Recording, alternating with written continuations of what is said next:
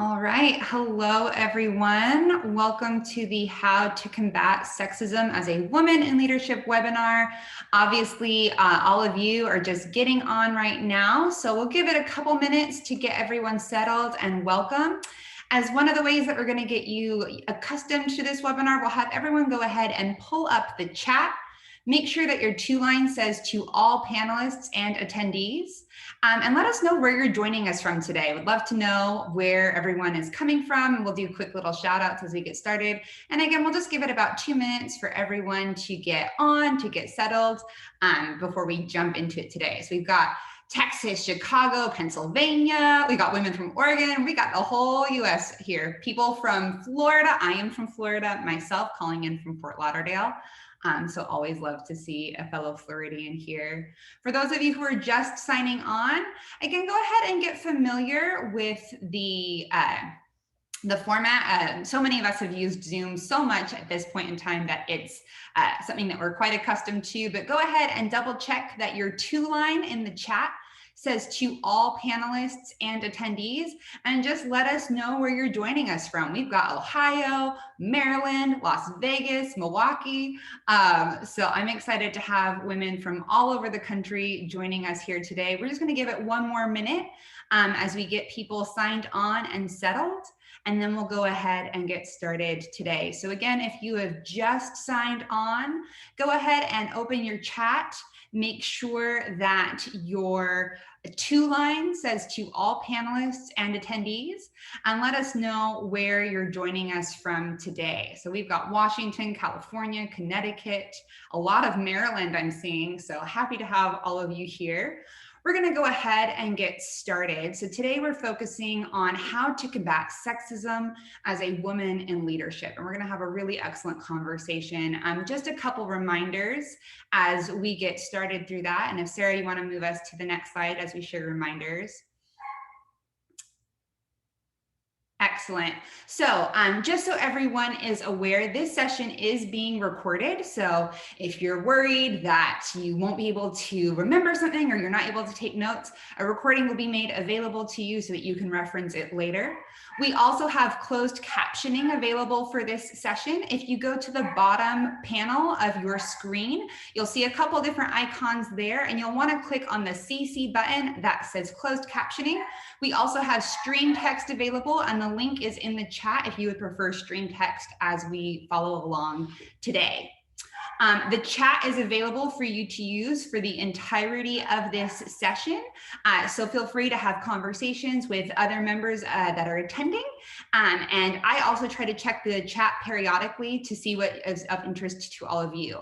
However, when we move to the Q&A section at the end of this presentation, please do use your Q&A box. Again, this is found at the bottom of your screen. If you just hover over the bottom, you'll hit the Q&A section, and you can let me know what questions you have for Pearl Kim, and we'll do that at the end of this session. And then finally, we do have a very short evaluation. This makes it helpful for us to know what you found valuable, what you'd like to see in future webinars. It will take you no more than 3 minutes to fill out. So please do, at the end of this session, fill out that evaluation. All right, so without further ado, my name is Jadinette Santos. I am the Political Pipeline Director here at She Should Run, and I will be your main facilitator throughout the day. So in my role here at She Should Run, I oversee our various programs, events, and community, all aimed at helping women consider a run for office. Speaking about She Should Run more specifically, She Should Run is a national nonpartisan 501c3 organization that increases the number of women considering a run for public office by helping them realize their potential. Essentially, we are working to dramatically increase the number of women running for office, and we do this by building leadership potential, building your skill set, and we are driven by a vision of seeing underrepresented women play a role in our democracy. So everything we do is centered around that. Specifically, earlier this year, we launched a campaign, #ChangeIsHer, focused around the incredible influence and hallmark that women are in their communities, their ability to observe challenges and their problem-solving nature to go in and do something about that. All of these skills are so critical to being able to serve in public office, knowing the needs of constituents and immediately responding to them. And we know that as women step up from their volunteer and leadership roles in their community to formally elected positions, that they are going to have incredible outcomes for those that they serve. So if you're ever interested in seeing these beautiful stories and videos of women who are causing change in their communities, feel free to follow along with this hashtag. All right, so I know that all of you came here today to talk about our agenda of how to combat sexism as a woman in leadership. We're going to do a couple different things. First, we're going to focus on recognizing overt and covert sexism, how it shows up and how to recognize it. From there, we're going to talk about specific tips to shut down inappropriate behaviors. And then we're going to focus in on how to invest in your personal leadership. Once you've recognized how to move sexism over here, you can really free up time to invest in yourself as a leader. And then finally, we will end our conversation today with a Q&A with Pearl Kim, who I will introduce a little bit later. So we're going to get right into it. Sexism. How do I see it? How do I name it? How do I stop it? That is a tagline from people in the UK working to do this. And I think it's one that's really prevalent. So when you're getting into specific definitions, sexism is any expression, act, word, image, gesture, based on the idea that some people, most often women, are inferior to others because of their sex. And this can show up in a variety of ways, but historically, over and above individual acts are cultural norms. So our language, our art, our history, our laws, our institutions have all been imbued.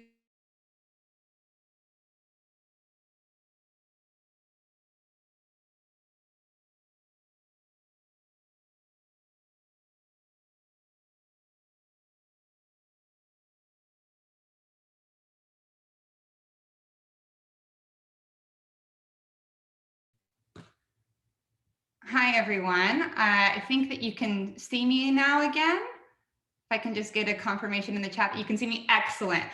So we're still gonna go back to the previous slide, Sarah. Apologies, sometimes technology is a jerk and we just have to roll with it. So apologies for that, that little blip. I'll just kind of pick up right where we were with identifying sexism. So we live in a world in which our art, our language, our history, our laws, and our institutions are all imbued with this concept that women are inferior to men, and that this has ways, this directly impacts the ways that we engage with one another and the ways that we build space for leadership. And then it can also be expressed in really roundabout ways, like humor, and you'll often hear when things like this are identified, when people call it out and they're like, oh, well, it was just a joke, or I didn't mean it that way. But the thing is that sexism can never be negated as just a joke, or that it wasn't meant that way, because it is based on this entire concept that has free-flowing movement everywhere, that women aren't as valuable. And that the negative impact of sexism, we've seen this so recently in this week's events, that it is more serious when you add extra layers of racism, of homophobia, of issues with migration status, etc. And that these all pile on to one another to increase the negative impacts of sexism in an individual's experience. So then we're going to go through and talk about how it can show up more specifically, right? We have this understanding, sorry, we're still on the previous slide, Sarah. So we have this understanding that it is kind of omnipresent. And what I really like is that this image of the iceberg that you'll see here, that we kind of have this national conversation when sexism leads to murder, when it leads to rape and sexual violence, when it leads to stalking. That's when we start to give attention to the impacts of sexism. But there is so much more beneath the surface that exists, that is everywhere, that eventually leads to these more standout experiences. So these can be inappropriate or irrelevant remarks about body, about makeup, or about traditional roles.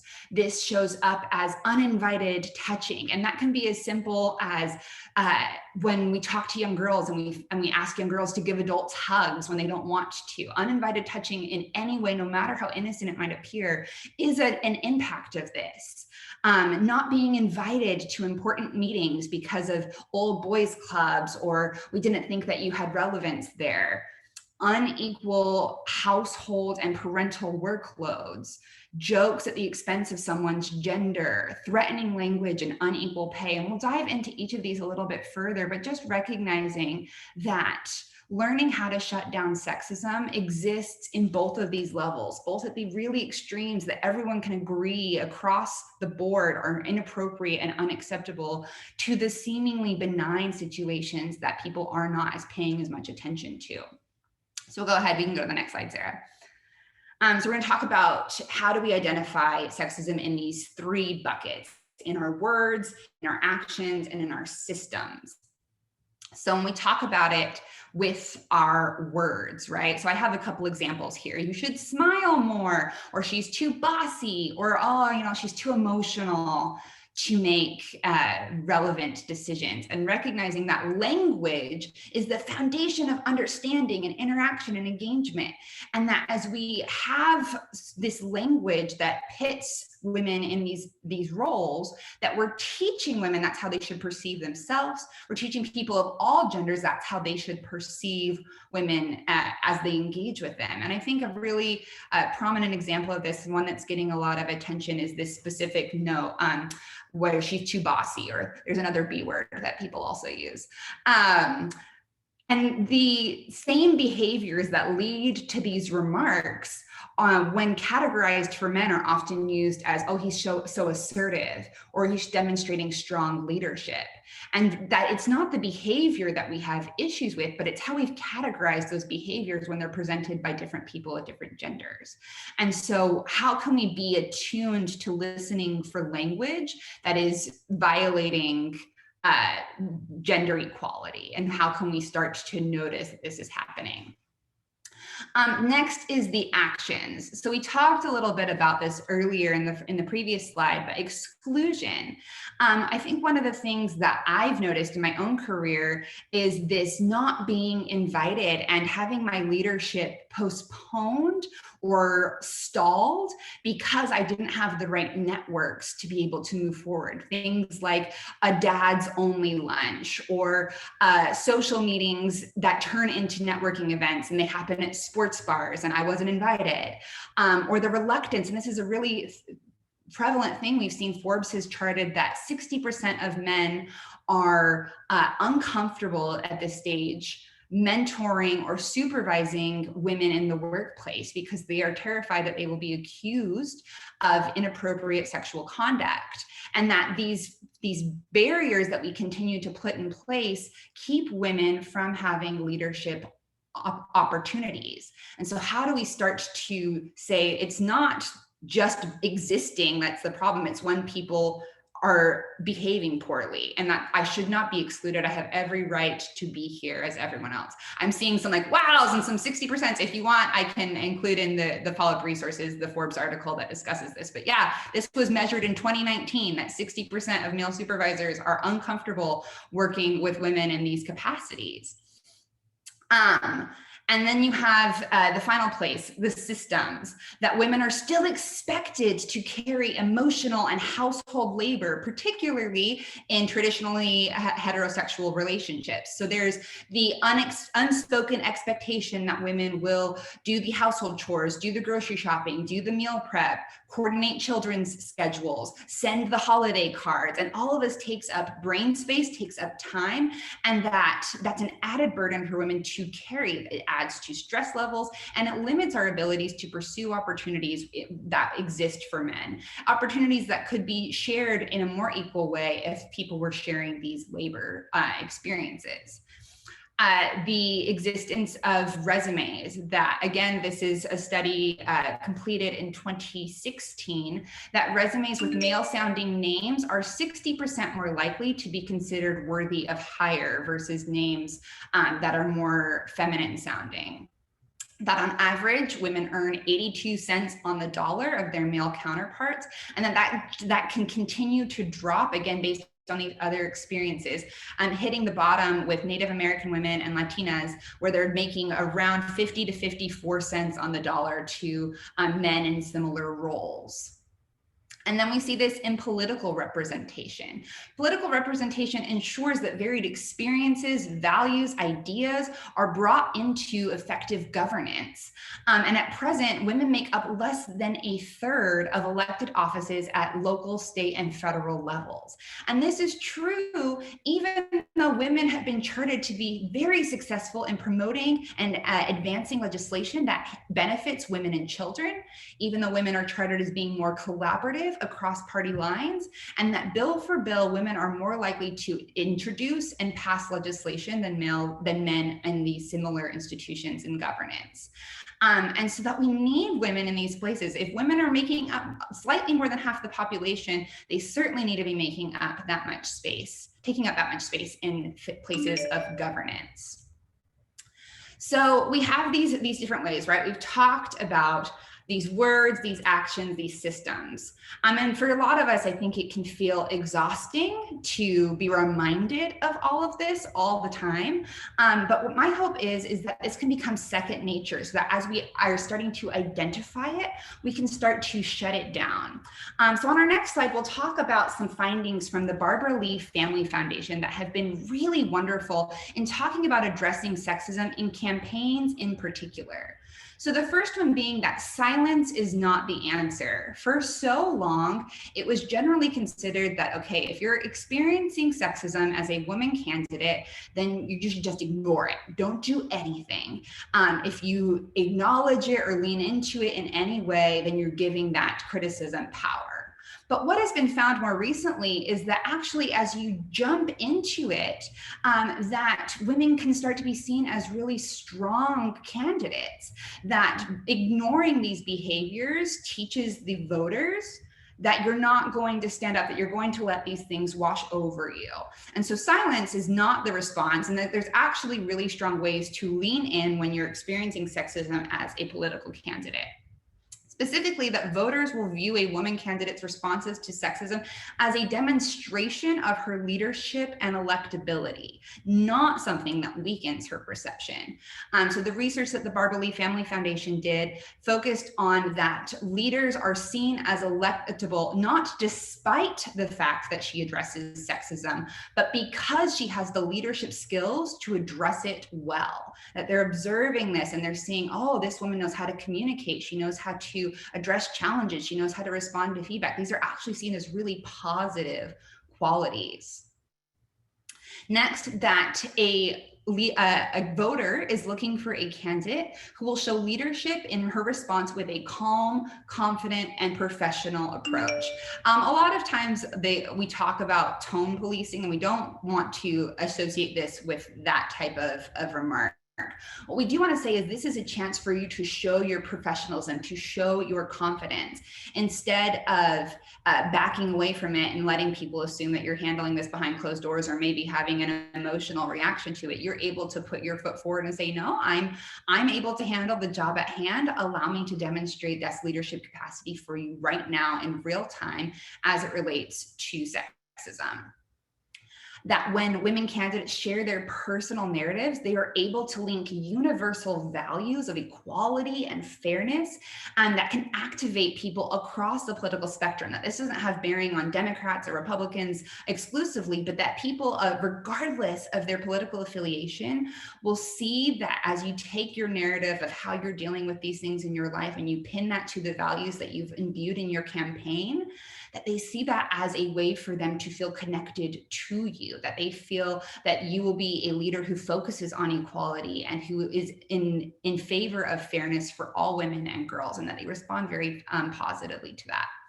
And finally, that a woman candidate's race and gender, sorry, not race and gender, race and age can affect the way that voters perceive her and perceive her response to sexism, but it does not change the way that you should respond. A lot of people assume that you need to have a whole new strategy if I show up in this way. But it was consistent across the research that the Barbara Lee Family Foundation did, that regardless of your age, regardless of your race, that consistently responding in calm, confident manners shared a sense of serious consideration and positive reviews from the voters themselves. So just a little bit of context for how that shows up in political campaigns specifically. But no matter what the situation might be, there are really great tips and tricks for how to shut down sexism as it just shows up in our lives. So if we go to the next slide, we're going to talk about how to shut down sexism. And I think the most important thing for you all to know is this information exists in a variety of ways. At the end of 2020, we produced the She Should Run Starter Kit. And this has several components for how to prepare to run for office, but one of them is what we'll be talking about now. It's our handy guide for calling out and shutting down sexism in politics. And there are just a few key phrases and behaviors that you can do that will help to bring this down. So the first two are when you hear a sexist comment, joke, remark, etc., is instead of just laughing along or waiting for it to pass, interjecting and saying, okay, well, what did you mean by that? Oftentimes people excuse sexism as, oh, that wasn't my intent, I didn't mean it.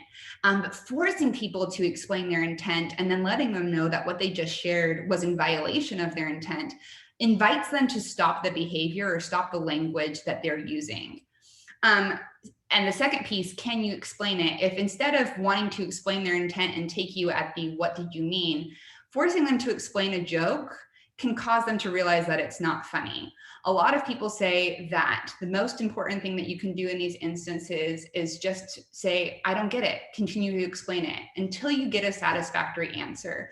The goal in forcing people to explain things is help them to use their own words to articulate that they were using humor to emphasize a belief that women are inferior to men, and to force them to get to that realization using their own words. And so those first two are just quick interjectory statements. I see in the chat right now that people are saying this is similar advice that you receive to how to respond to racist comments. And that's because it's extremely effective.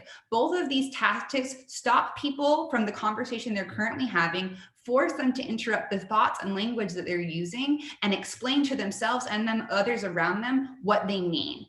In practice, it allows people to teach themselves and saves you from having to laugh along or be uncomfortable. You get to shift power back to yourself. The next is to show interest. Again, engage with the comment at hand and to ask simply, especially if something is being directed to you, whether this be as a candidate who you're being asked a question on a debate stage, or as a woman in the workplace who's being asked an unfair question, is to simply say, would you have this same question or reaction if I were a man?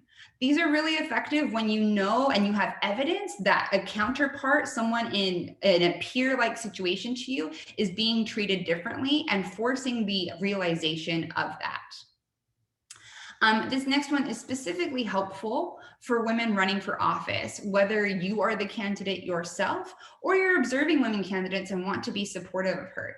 You'll hear a lot of things like, I just don't like her, I don't like her voice, it doesn't make sense to me, and she's too emotional. Bringing things back to the vision that the woman has herself. I like blank policy plan. Maybe you really like her plan for how to address healthcare, or maybe you really like her foreign policy ideas, or maybe you really like what she is planning to do for job security in your community. And then if you're the candidate yourself, as people are focusing on your hair or your clothes, whatever it is, always bringing them back to, no, this is my vision, this is what I plan to accomplish, and that is the story. The story is not my hair, the story is not who is taking care of my children at home, the story is my vision and my plan, and I hold to that at all cost. The next is going through and recognizing your place in this larger ecosystem where women and girls are put at risk. And so calling out specifically why the question, comment, or behavior is unacceptable. This is inappropriate and is damaging not just for me, but for other women and girls because, and then explaining this is effective when explaining poor behavior. This is effective when explaining poor language. This is effective when advocating for a change in systems, whether that be equal pay or shared labor, explaining the ways in which the continuance of whatever the language, actions, or systems are going to not just affect you, but are going to affect other women and girls around you or throughout the country. These next two are more specifically how we can talk about ourselves and how we can advocate for ourselves.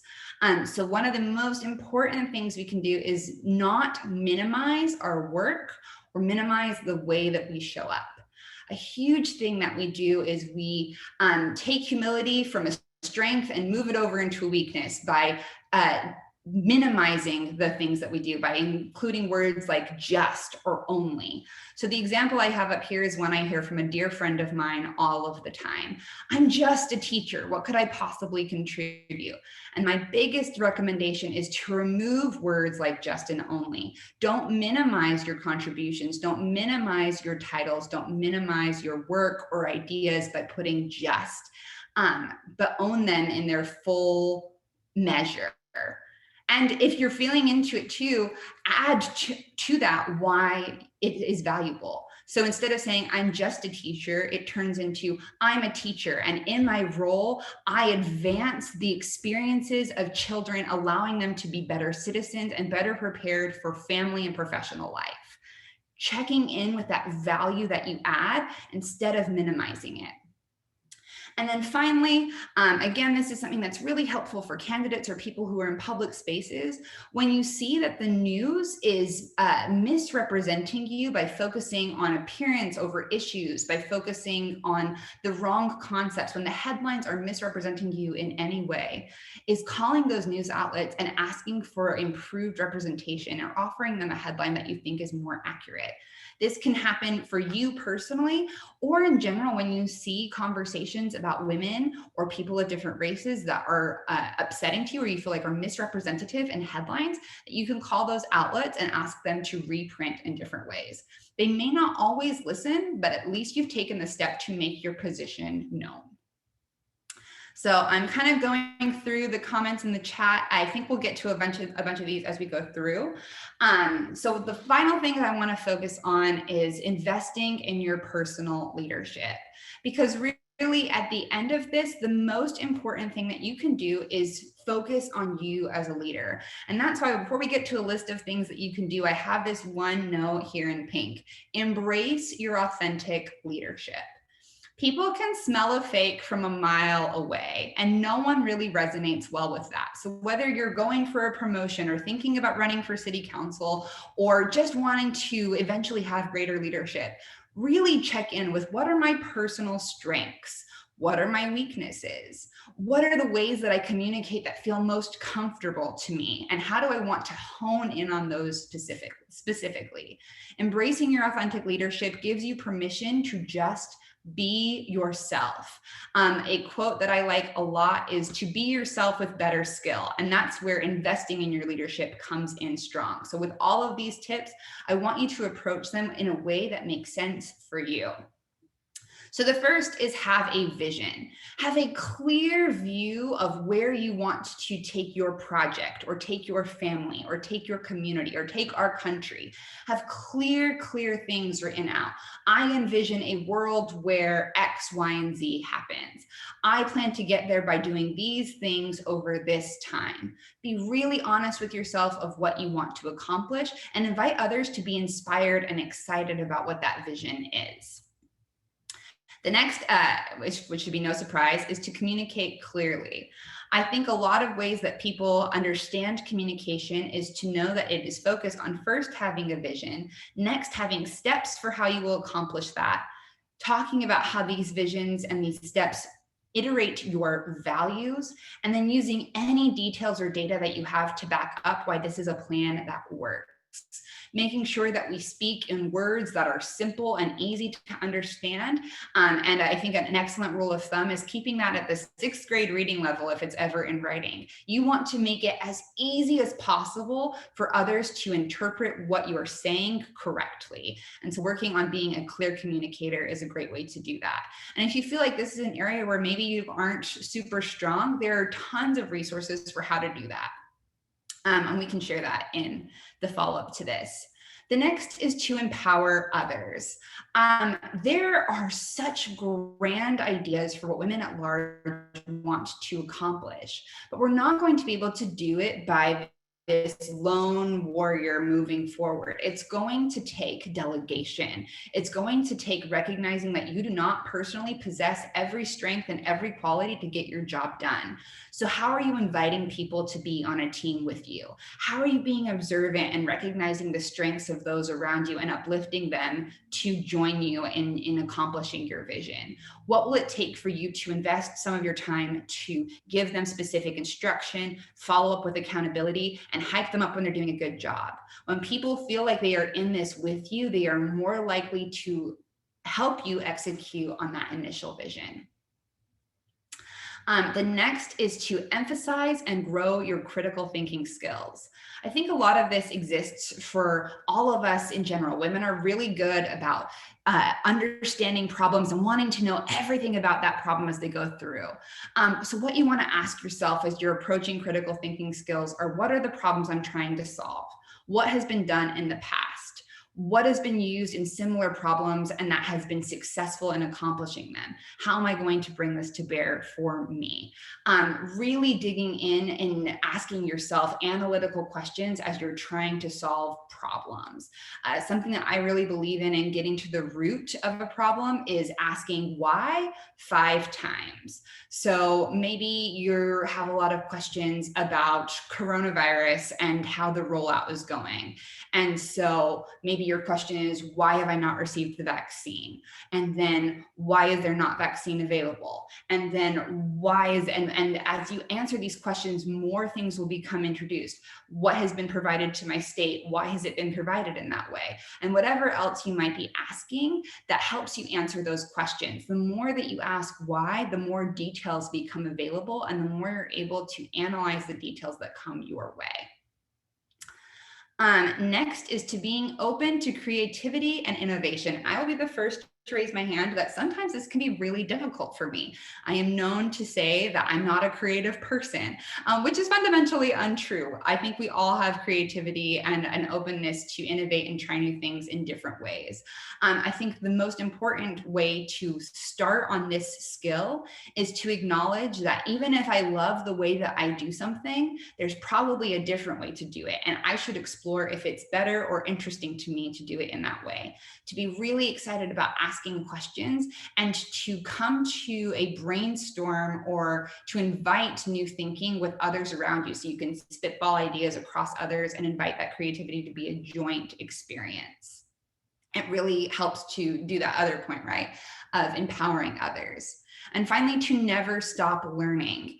Ask to be enrolled in that professional development course. Come to webinars like this one we're doing with She Should Run. Practice the skills that you're using and ask for feedback all of the time so that you can know where your mark is going.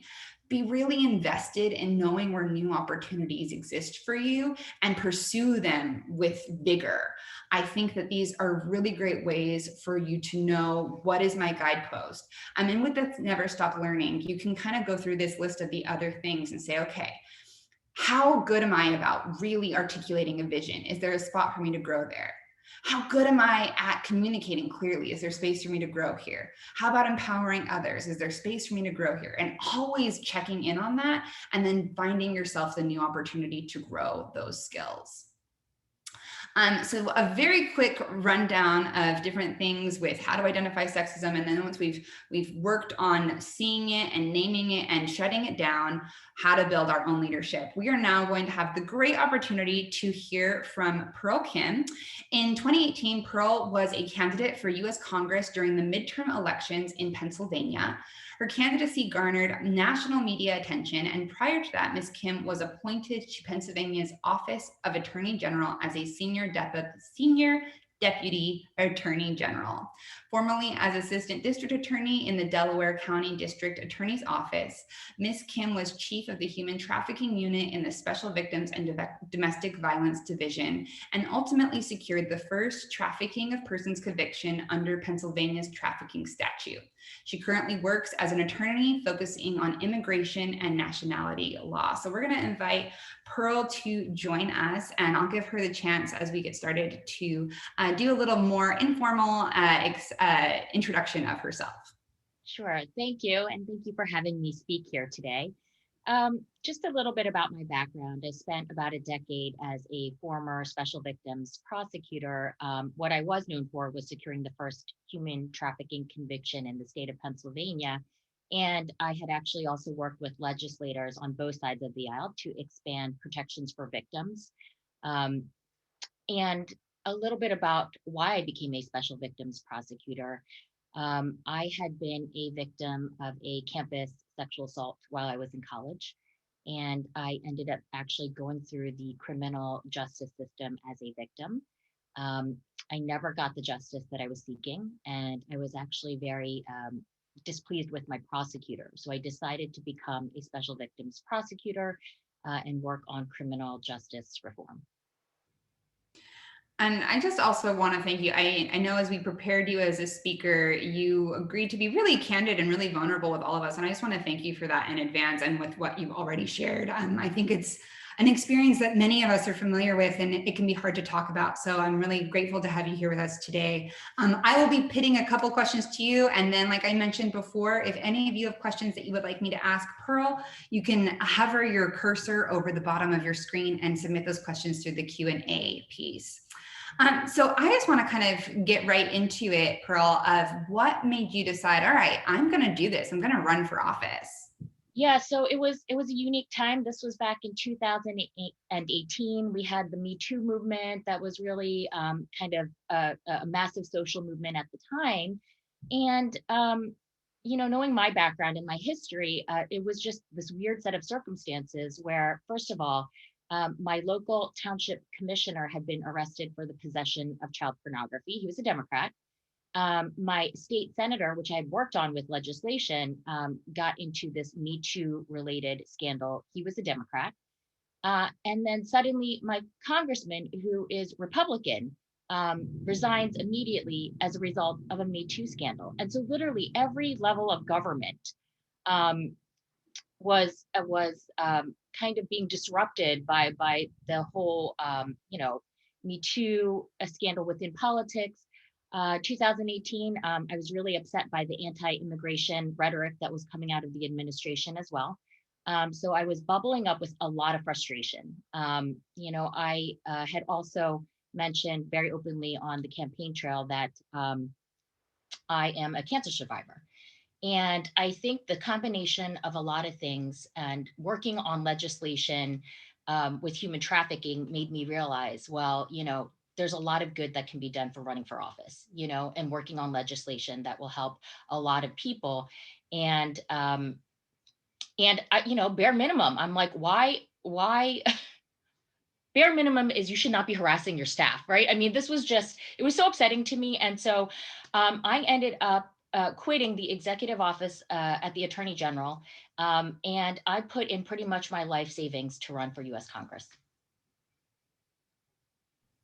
Incredible. And I completely agree with you, right? The bare minimum should be that I not harass others. This is like the basement level. We're not even at the floor. And so you really step into this in a powerful way and say, you know what, I've got something to contribute. And I love that about your story. And I think that it's really then frustrating. And like I said, you and I have already had a bit of this conversation before, is as you stepped into that sphere and stepped into the trail, even though this huge motivator for you was these different scandals and these different challenges, and you have this passion to deal with it, that you also experienced a bunch of sexism as you're running for office. Yeah, there was a lot of things, and I just wanted to go back, which folks who are interested in running might find this very interesting. But my campaign team at the time kept asking me, why do you want to run? Why do you want to run? And I was like, well, I want to be a force for good. I want to create change. They're like, no, no. Why do you want to run? And so it was actually then that I disclosed to some folks on my campaign team what had happened to me, right, in college, my whole life story. And they're like, Pearl, you got to share that. And I was like, obviously that's, it's not something I was thinking about at the time. And I was like, well, when, where? And they're like, tomorrow, you're speaking to the Washington Post. You got to share it tomorrow. And I was like, uh, I'll do it if I feel comfortable, and they're like, people have to understand why you're running. And so I ended up sharing it nationally. And I got to tell you, I think also this intersection of being Asian American, which will fall into the next following comments. I remember calling my mother, and it was very hard for me to disclose that I was a sexual assault survivor in my culture, let alone nationally. And I remember calling my mom, saying, "Mom, I had to tell them." Um, I shared it with the Washington Post, and she's like, don't tell your father. Don't tell your father. It's okay. He doesn't look at the Washington Post. I was like, no, Mom, you gotta let him know. It's going national now.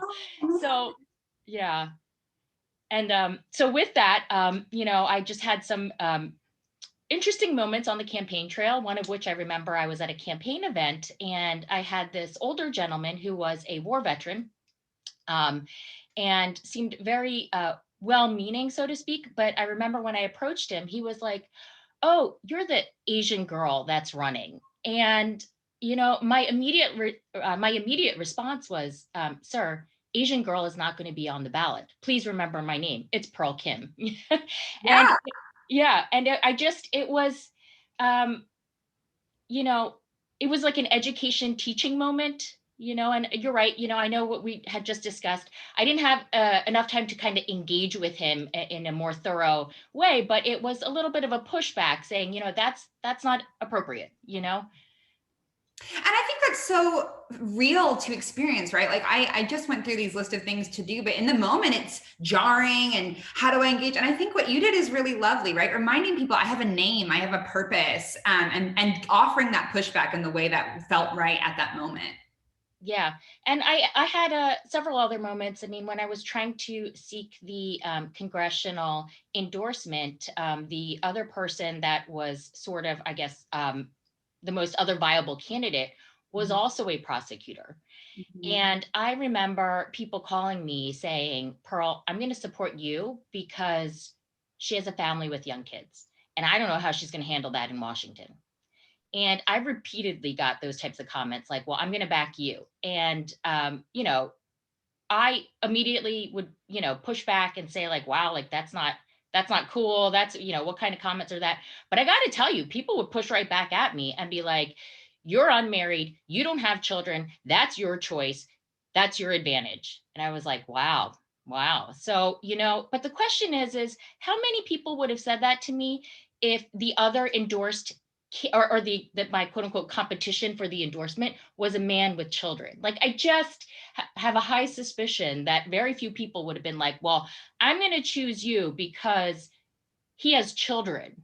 And Right? being in this really unique circumstance Yeah. where it's benefiting you, right? Right. These Right. expectations of traditional roles and how they Yep. envision that for this other candidate is benefiting you, but still stepping in and saying, this is not acceptable. And I really admire that about your story is that you hold true to this value for all women, even in the face of it having been something that ultimately in the conversation of your candidacy was a benefit to your race. I don't think that's an easy thing to step up and do, and I think it shows a lot of integrity. And I get excited about women upholding those conversations for themselves and for other women. Yeah. And it's just I'm just thinking of this other moment where I was introduced at an event, and I remember the gentleman that introduced me was saying something like, well, I've been talking to people in the state and they're asking about Pearl Kim, and she's pretty, but is she tough? And I was like, that in my mind, that's your introduction to me? I was like, you've got to be kidding me. And again, I just, I ignored that comment in that instance, but my response was basically what I had been telling everybody on the campaign. I'm a former special victims prosecutor. I secured the first human trafficking conviction in the state of Pennsylvania. I am a cancer survivor. I don't know why anyone would think I wasn't tough, you know? And so, Absolutely. It's just fascinating, right? It's even the context of it. Well, she's pretty, yeah, but is she and measuring something that we have no control over, right? The way that we show up in like with our genetic functions versus like a personality trait and something yeah, that you've honed as a professional skill. mhm, I think just the dichotomy is interesting. And again, the way that you jump into that and recognizing your professional skills, what right, you've built up for yourself, and using that as evidence. Of course, I'm tough, and right. this is the record to prove that. So we have quite a few questions from the Oh, audience. I want to be able sure. to get through as many as we have. The first one I'll throw your way is how do you balance and how do you figure out the way to navigate this experience of feeling like hurt or judged and then stepping in and defending yourself? And what does that look like for you as you're kind of managing these things in the moment? Wait, I'm sorry, say that again. How I, Yeah, so let me pull the easiest way yeah. to talk about it. So, how do you find balance, and how do you navigate when something is said that you initially take personally, but you want to pivot and defend yourself? How do you do that in time emotional management for yourself? Well, I think it really depends on the circumstances and the situation. Like I said, I mean, when you're running for office, you're trying to get votes too, right? And so you got to strike this balance where you want to push back. You certainly maybe don't have the time or the capacity to have a full on dialogue and peel back what someone's motivation is. But I think there are ways, strategic ways, where you can kind of address it, explain that it's inappropriate, and then also try to get their vote, right? I mean, now, of course, I think that also matters. I mean, there are certain people that I'm sure where incidences are so egregious that you don't even quote unquote maybe care about trying to win this person over. But um, it's hard because you have volunteers, you have people donating to your campaign, and it is also your job to try to get as many votes as possible. So it really is that balance. But I think that's very unique to running for office. Mhm. Yeah, I agree, and I think you articulated it beautifully in that. All right, I just had this experience, but also I want to win this person Yeah. over, and having to do that very in real time calculation. I don't know if this is something that you would agree with or not, but in several women we've spoken to before, they talk about this same need to like spin on a dime and know how to give your message across. They also talk about the importance of having like your crew, your best friend or your mom or your campaign manager, someone who you can just go to at the end of the day or the end of the week and say, all right, I just need to talk because this was hard and I Yeah. need someone to empathize with me. Was that your experience as well?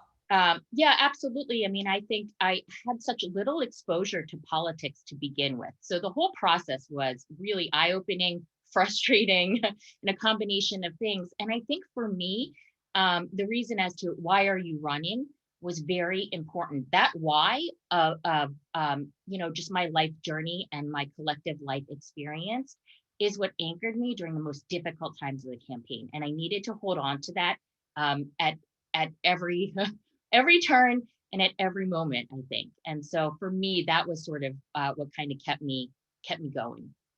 I think that again is just a really important piece. And for those of you on here today who are thinking like through how will I say my why to myself or to others, Yeah. we actually have a worksheet available. Again, I'll include this in the after resources, but how to ask yourself important questions and write down what your why is. Because just like Pearl said, having that in the forefront of your mind and driving everything that you do really becomes a powerful source of energy, of purpose, as you move forward, and being able to explain what that why is, not just to others, but also as a reminder to yourself. Is a huge value add. Again, I don't want to speak too much because I want to get to these wonderful questions that we have. Quite a few women have been asking us in this Q&A. Would you ever run again? And if you were to run again, what would you do differently, and what would you do the same? Um, I don't know. I don't know if I would run again. I'm open to it, but um, yeah, and I don't know.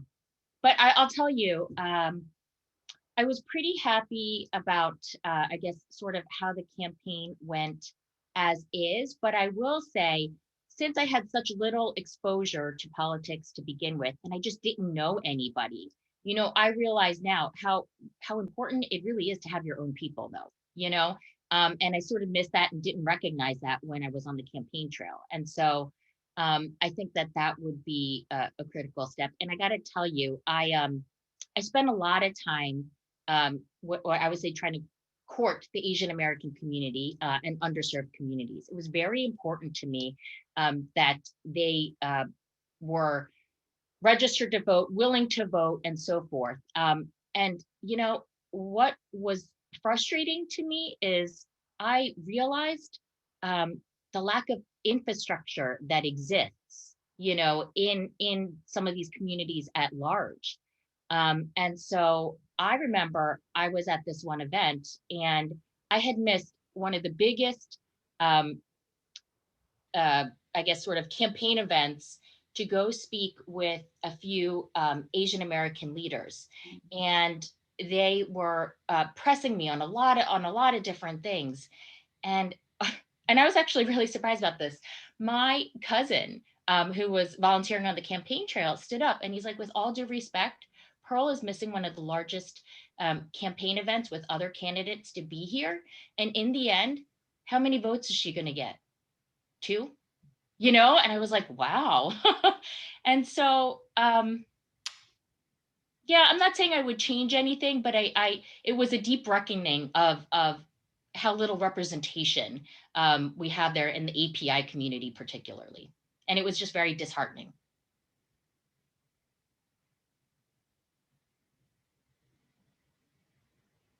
Yeah, there was a little bit of feedback and pause as you were Yeah. going through that answer, but I think I heard through.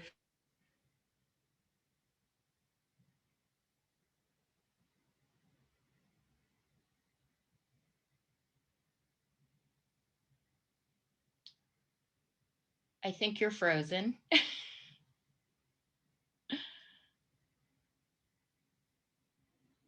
Can you hear me? Okay. All right. Um, so yeah, well, I'll try to funnel some questions if someone wants to ask me something on the chat.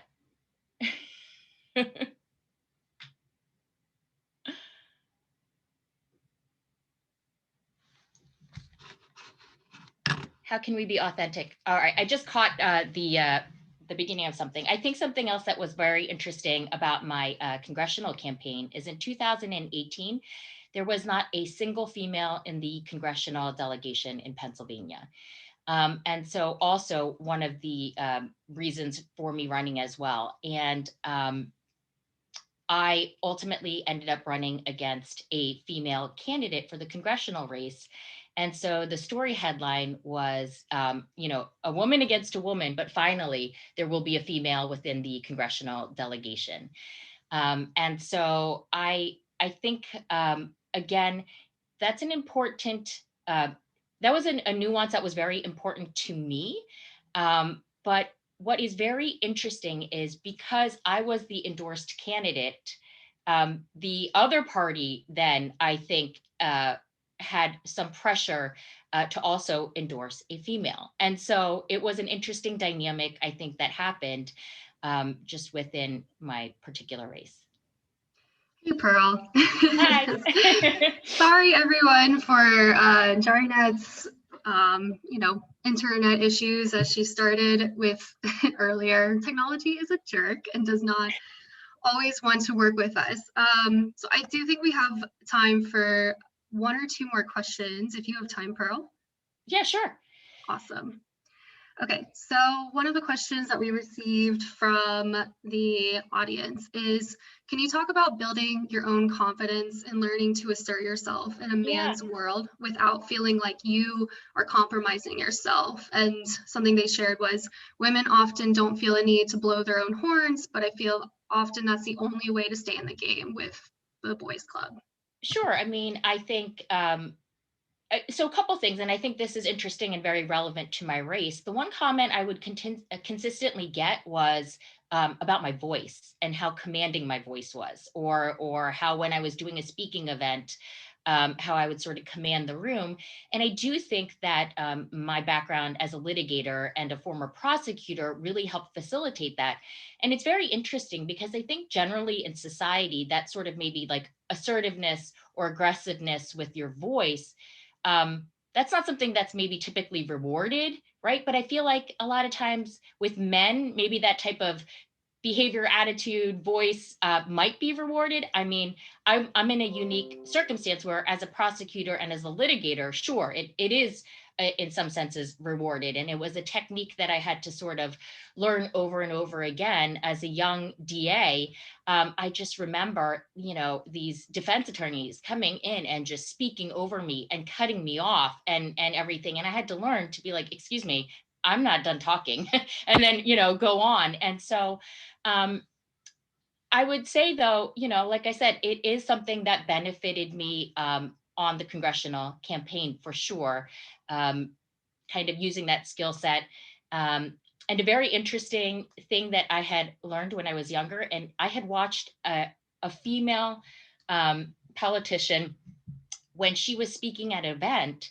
I remember it was like a panelist of folks. And what she did is she grabbed the microphone and then she walked in front of everybody and started her speech. And I was like, wow, look at that. And so that was a technique as well, that I sort of, it sank in me. And I kind of repeated that a lot on the campaign where, even if everyone was sitting down, I'd grab the microphone, I would stand up and I'd walk right in front of everyone and do my speech.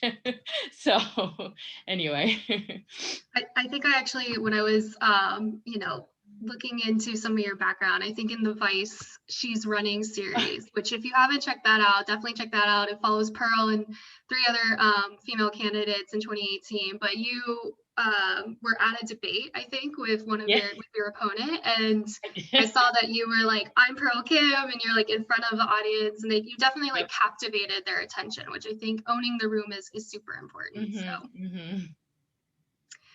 Awesome. Well, we are almost to time, so I'm going to let you go, Pearl. Thank you so much Okay. for speaking with our audience today and sharing some of your story. It was super powerful, and I know the audience got a lot out of it, so thank Yes, you.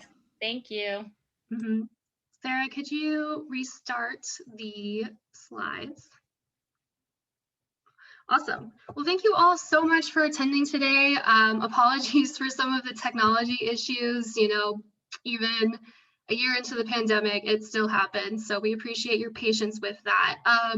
As far as staying in touch with She Should Run, there's a few options you have. We have our online community of over 26,000 women who are all, exploring a run for office and considering, and it's a great space for you to meet like-minded women and pursue running for office together. So I recommend, if you haven't signed up already, go do that. And we do have another webinar on April 8th, all about networking and fundraising, which we know is something people have a lot of questions about. That's going to be a great conversation. I really recommend you sign up for that. And then lastly, please give us your feedback on today's webinar, all the highs and the lows. It's all very much appreciated. So thank you all so much for attending, and we will see you next time.